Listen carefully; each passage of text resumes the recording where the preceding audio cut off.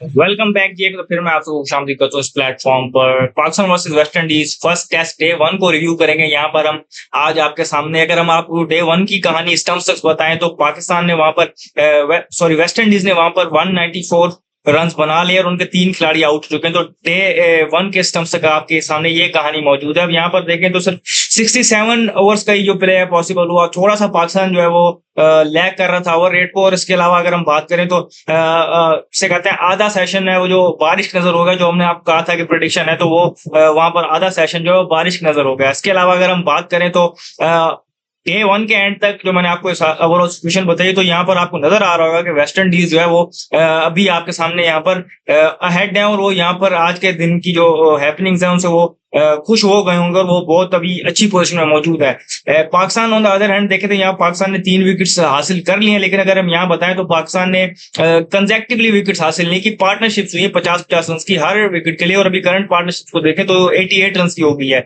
अभी केवम हॉज उनके जो बैटर हैं वो 83 रन पर खेल रहे हैं और साथ उनके 13 शे होप जो वहां पर 39 रन पर मौजूद हैं। तो दो सेट बैटर्स उनके लिए खेल रहे हैं। अभी वो सेटल हो गए और वो बिल्कुल, अगर आप जिसे कहते हैं कि बड़े स्कोर बनाने के वो मूड में नजर आ रहे हैं। और पिछले कुछ अरसे से हमने देखा है कि वेस्ट इंडीज के बैटर्स ने ये आदत अपना ली है कि वो जब सेट होते हैं तो वो बड़ी इनिंग्स कन्वर्ट करते हैं। तो पाकिस्तान के लिए ये अलार्मिंग सिचुएशन यहाँ पर मौजूद है।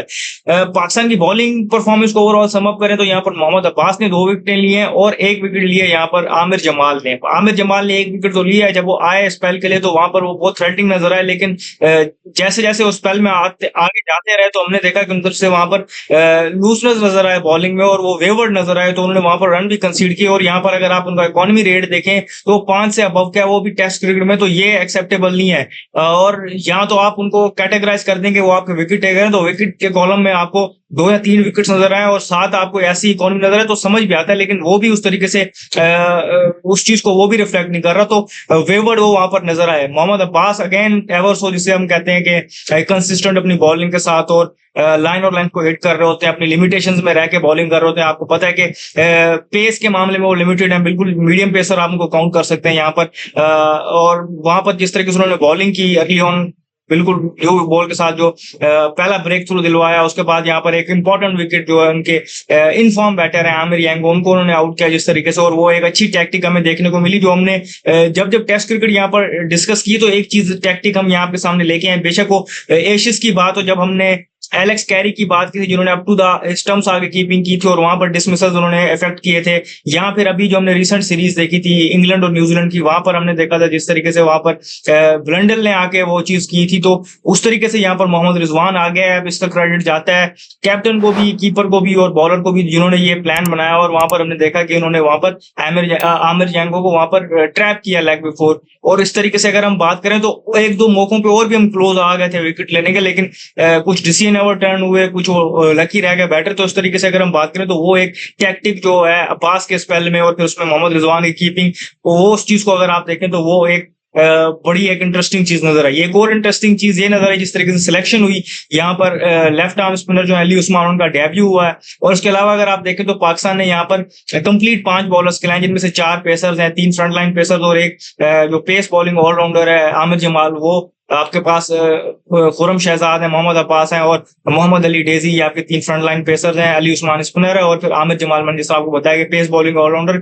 ये एक ब्रेव मूव थी। इससे कबल हमने देखा कि पाकिस्तान सिर्फ 4 बॉलर के साथ जाता था, 7 नंबर तक बैटिंग कराता था। आपके पास साउथ शकील यहाँ पर अवेलेबल नहीं थे, तो वो वाला स्लॉट जो इन्होंने उसकी जगह आप इसको इफेक्टिवली कह सकते हैं कि एक बॉलर एक्स्ट्रा खिला लिया। तो ये चीज पाकिस्तान को देखनी पड़ेगी। सरफेस के हवाले से अगर हम बात करें तो सरफेस इतनी आसान नहीं थी बैटिंग के लिए। वहां पर हमें नजर आ रहा था इनवेरिएबल बाउंस भी नजर आ रहा था और कुछ बॉल जो है वो वहां पर से कहते हैं कि किक ऑफ कर रही थी, कुछ नीचे रह रही थी और movement on end of available थी वहां पर पेसर्स के लिए। तो ओवरऑल अगर हम एक चीज को डिस्कस करें कि कैंप हुआ, कैंप में बातें हुई कि पाकिस्तानी बॉलर्स की विकेट्स ना लेने की वजह और वो सारी सिचुएशन जो हमने पहले डिस्कस की थी, उनमें एक मेजर वजह सामने ये आई थी कि आपके जो पेसर्स हैं उनकी जो पेस है वो बहुत नीचे थी। तो यहाँ पर आपने 4 पेसर्स खिलाए और कल के दिन केवल ऐसे अगर आप सबकी परफॉर्मेंस को ओवरऑल सम अप करें तो किसी एक पेसर ने भी वहां पर 140 से ऊपर बॉल नहीं की और हाईएस्ट भी सिर्फ आपकी 136 तक गई है। तो ये चीज डे 1 पे आपके सामने आई है, तो ये एक और कंसर्निंग पॉइंट है। अगर आप इस चीज को यूं भी देखें तो चारों फिर आपको अगर एक ही पेस पे वो बॉलिंग कर रहे तो चारों आपके लिए जिसे कहते हैं एक सिमिलर टाइप हो गए हैं पेसर्स। यहाँ पर आपके पास कोई ऐसी वैरायटी नहीं है, तो वो चीज भी यहाँ पर देखने को मिली है।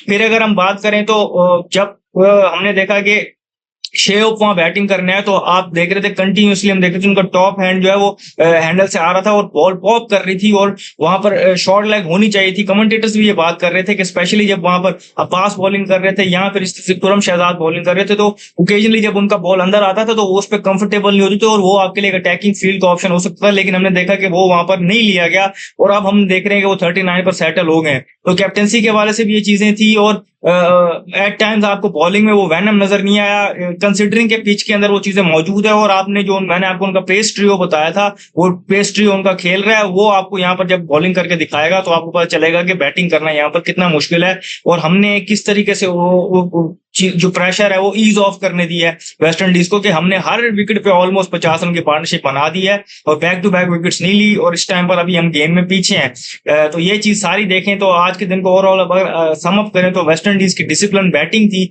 जो उनको यहाँ पर अभी लेके आई है। वो एक्सपेक्ट करेंगे यहाँ पर केवल बहुत जो यहाँ पर सेटल खेल रहे हैं और शेओप सेटल खेल रहे हैं, ये यहाँ पर बड़ी इनिंग लगाए और Pakistan on the other hand चाहेगा कि आज जल्दी विकेट्स लेके जितना कम से कम टोटल हो सके इनको वहां पर रिस्ट्रिक्ट करें और फिर आगे एक अच्छा बैटिंग डिस्प्ले पेश करें। जो भी फर्दर अपडेट होगी हम यहाँ को देंगे। इस वीडियो में फिलहाल इतना ही, मुझे दीजिएगा, शुक्रिया।